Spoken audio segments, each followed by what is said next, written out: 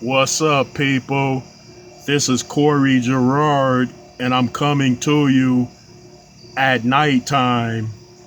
In fact, it is very late right about now. I'm sort of a mixture of tired and restless at the same time.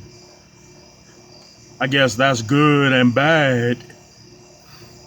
I've been thinking about some things as far as when people are at their most weakest state and during which period. Think about this, people, after I run it by you. And I know to some it might sound like a conspiracy theory, but to others, it will definitely sound like a definite truth. Do you notice that we are conditioned throughout our lives to sleep at nighttime and wake up in the morning time and conduct our day because it makes sense to carry on about in the daytime because things are most visible throughout society, I know.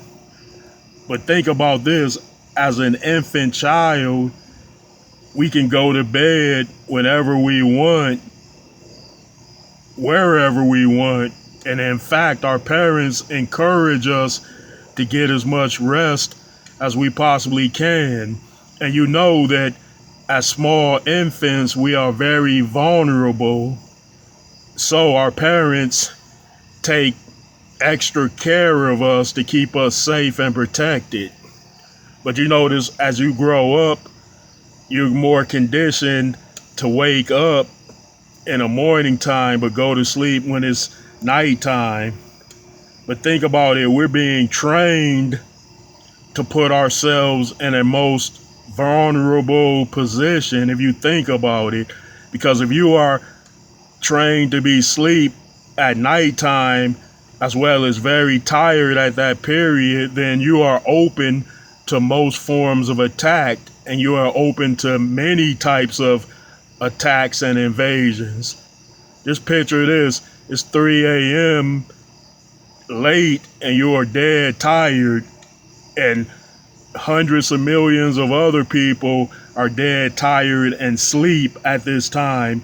And then something jumps off unexpected at the moment, then how will those people react to it if they are in the I would say the dream states or planes of existences? And then if something happens at a split second or an instant, the people have to wake up, or they would have to be woken up, and then they would have to gather their thoughts and put things together, because that whole situation of being thrust into a type of fantasy construct can have psychological, I would say, imprintations upon your conscious state. Meaning, if you sent off to different places without your choosing, and then you are suddenly awakened from that, then your mind is not completely stable and focused on the things that it should be focused on outside of the world that you have just previously visited. So that would be an indication that you're vulnerable. Think about it. If you're in your house late at night and a fire happens and you have to wake up, or you might be in an apartment building and some fool set it on fire, then that's an indication that you are at a vulnerable period. And especially if it's very late and you're asleep, because when this stuff jumps off, you have to get up, gather your thoughts, recognize that something is incredibly wrong, and then get out of there immediately. And if you have kids, at that same time, you got to get the kids up and get them out of there to safety. So think about those vulnerabilities that you have and think about the time periods. I know I'm not trying to panic anyone, But I'm just saying, when you're dead, asleep, and tired, how many defenses do you actually have as far as the being in a real world goes? I know you take care of yourself to lock your doors, maybe put alarm systems and things like that, but you rely on those forms of protections because you're not able to protect yourself because in all technical terms, you're no longer there in this reality, but rather you're in some kind of sleep reality or dimension, which makes you vulnerable in the real world.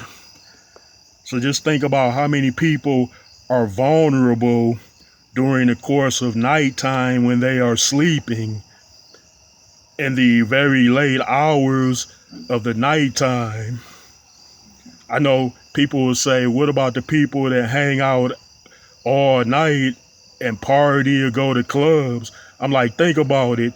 That is a slim majority or a slim minority of the people compared to the majority of people in the hundreds of millions that are actually asleep.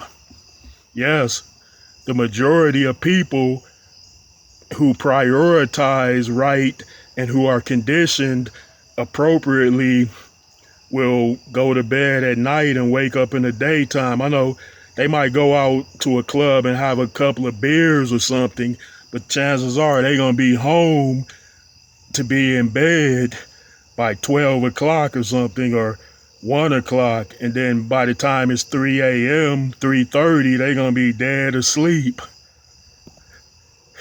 If you don't mind me using that term, which is dead asleep, but it's true because your body is in a paralyzed state and you're no longer conscious in this reality. So that's another emphasis on the fact that you are vulnerable. You're vulnerable to this realm, to this reality, to this really real.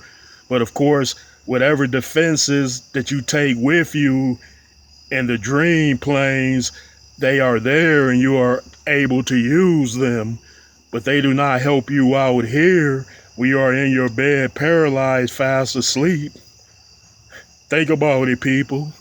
Vulnerabilities to forms of attacks. Like people might be trying to break in your house. Yeah, things might happen. Fires might happen. Floods might happen. Types of intrusive invasions by unwanted might happen, but you're not able to defend yourself if you're asleep.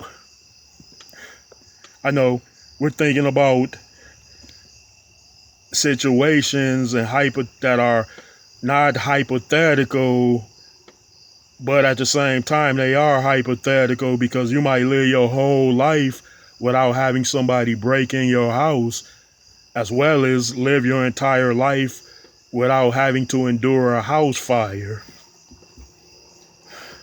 So I know it's both hypothetical and it's non-hypothetical, but I just want to get people thinking.